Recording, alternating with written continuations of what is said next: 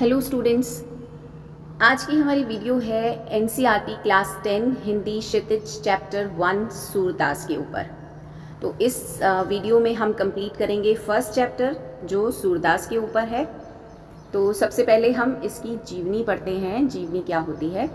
सूरदास की कवि परिचय, यानी सूरदास एक कवि हैं जिनका हम सबसे पहले परिचय पढ़ेंगे, उसके बाद उनके पद पढ़ेंगे। सूरदास भक्तिकालीन कृष्ण काव्यधारा के सर्वश्रेष्ठ कवि हैं।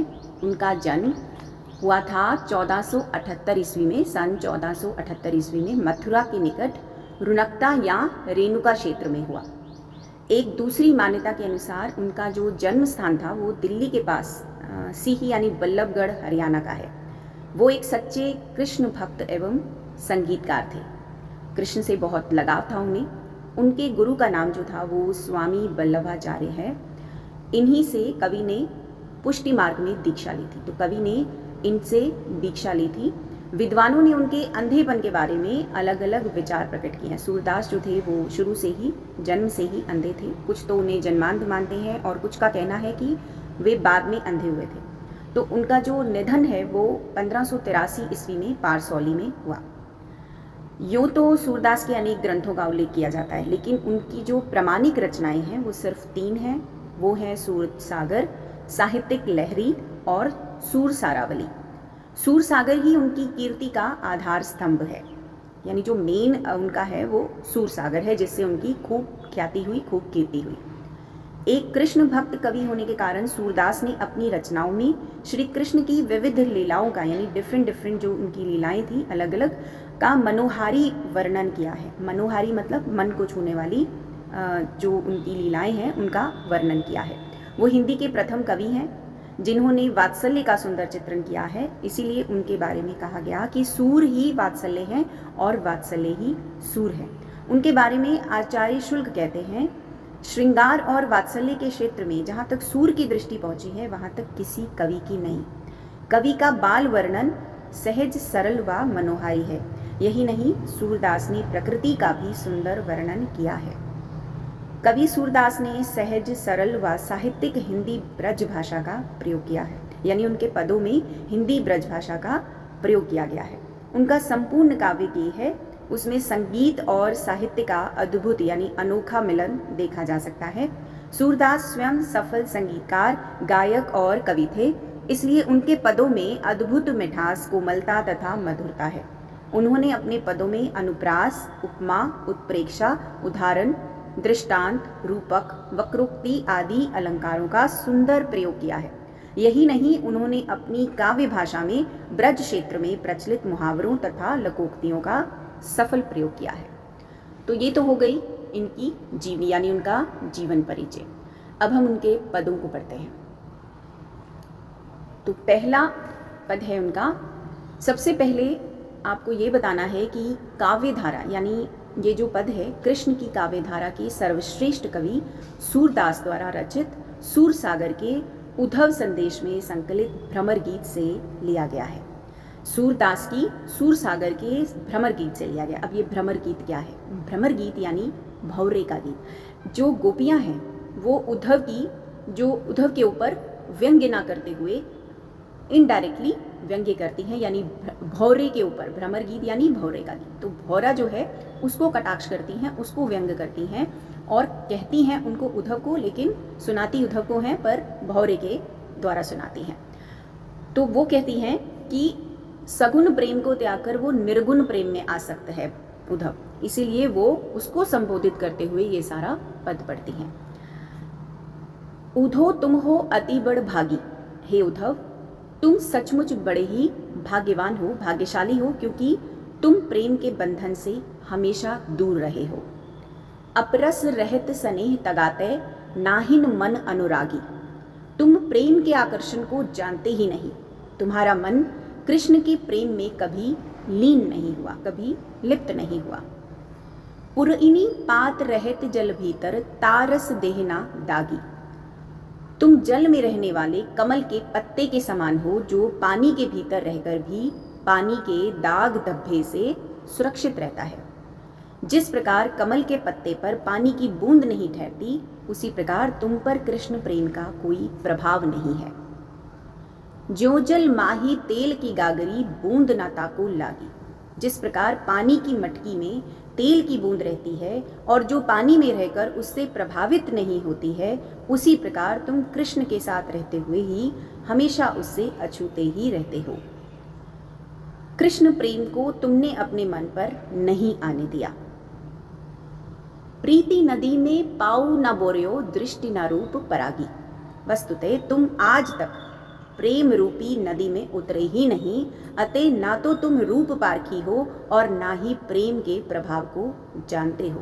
तुम्हारी दृष्टि कृष्ण के सौंदर्य पर आसक्त ही नहीं हुई।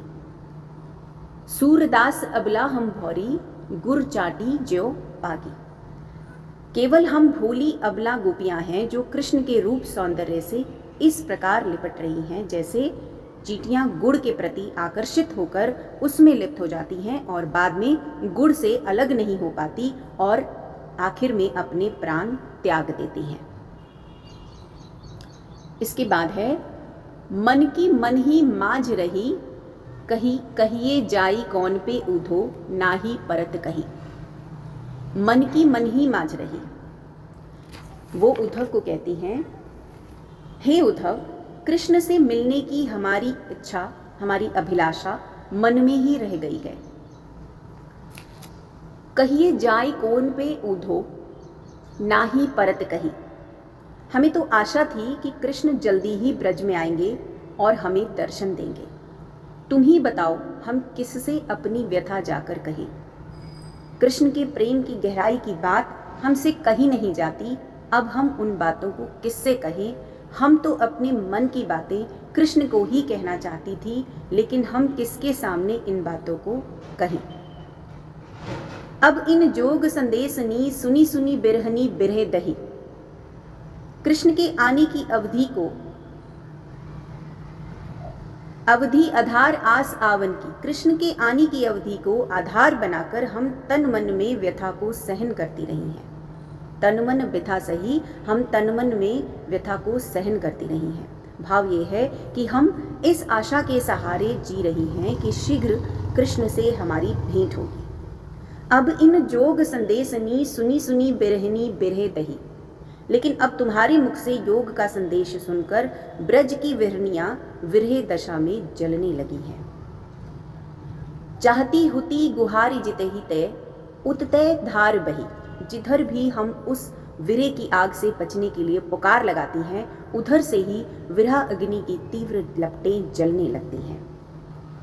अर्थात हम श्री कृष्ण से मिलने के लिए विरह से पागल हो रही हैं, परंतु ज्ञान योग का संदेश जानकर हमारी व्यथा और बढ़ गई है।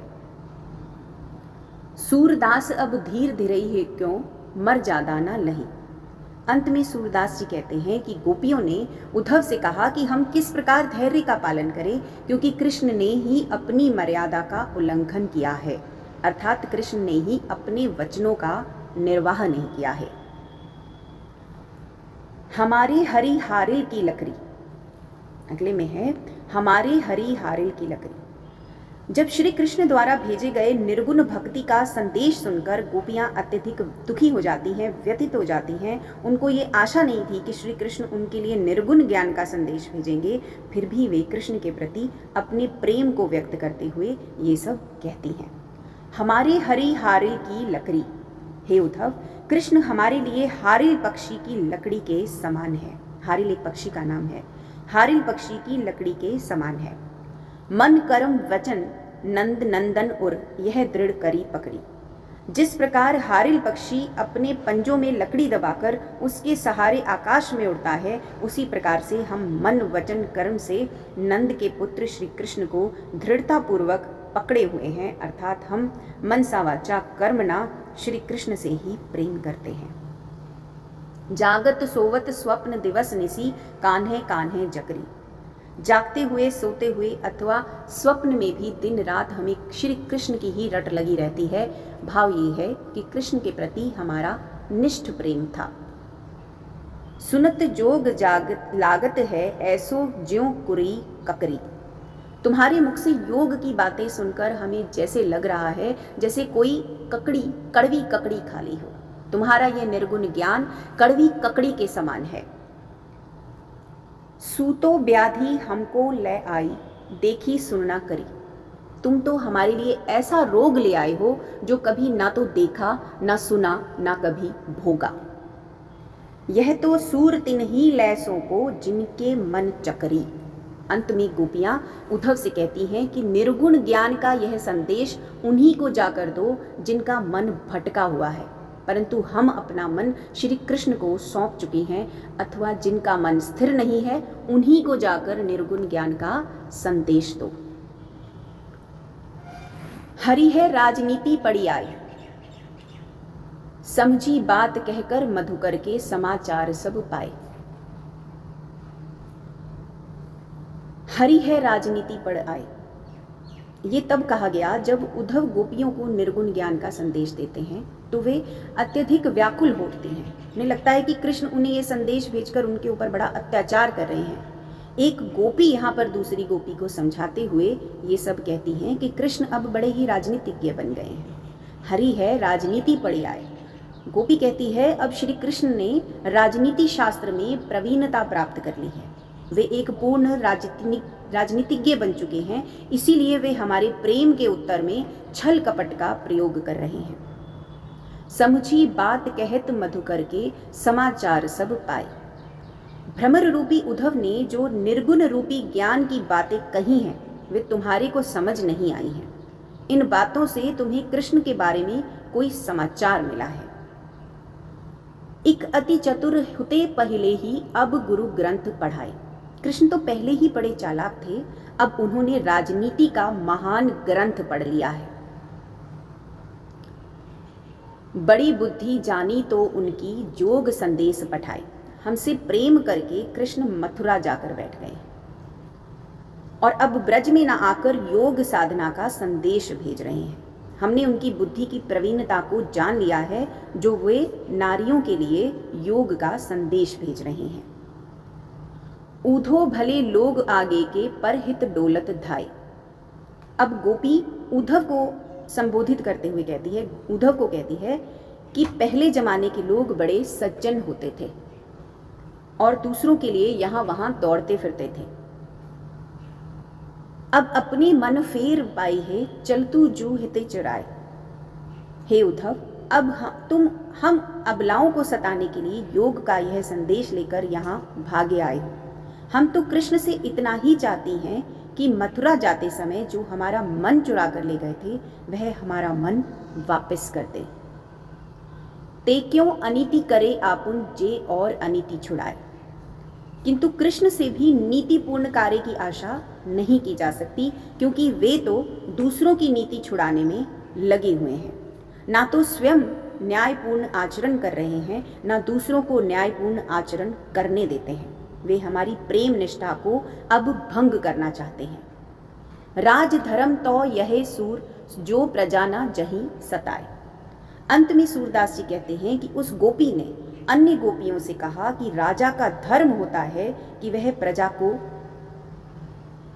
कष्ट ना दे, परंतु कृष्ण कुब्जा का प्रेम पाने के लिए हमारे प्रेम को छोड़ना चाहते हैं, इसीलिए हमारे लिए ज्ञान योग का संदेश भेजा है। कुब्जा कौन है? कुब्जा मथुरा के राजा कंस के दरबार में कुबड़ी दासी थी, जिसका बाद में उद्धार श्री कृष्ण ने किया था। तो आज की वीडियो सिर्फ यहीं तक। हमने इस वीडियो में पढ़े हैं इसके सारे पद। अगली वीडियो में हम इसके प्रश्न उत्तर करेंगे।